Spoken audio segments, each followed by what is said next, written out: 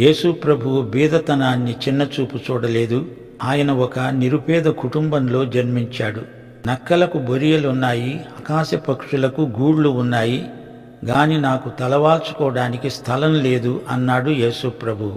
5,000 మందికి ఆహారం పెట్టడానికి ఒక బీద పిల్లవాడి దగ్గర నుండి 5 రొట్టెలు 2 చేపలు చేబదులు అడిగి తీసుకున్నాడు. ఆయన పుట్టిన పశులపాక మరొకరిది. ఆయన పేతురు దోణెను వాడుకున్నాడు. ఆయన ఐశ్వర్యము గల కుటుంబంలో పుట్టలేదు. ఒక సత్యాన్ని దృష్టాంతీకరించడానికి ఎవరినో ఒక నాణెం కోసం అడిగి తీసుకున్నాడు. ఆయన దగ్గర ఒక్క నాణెం కూడా లేదు. యెరూషలేములో విజయ ప్రవేశానికి ఒక గాడిద కావలసి వచ్చింది. దాన్ని కూడా అరువు తెచ్చుకోవలసి వచ్చింది.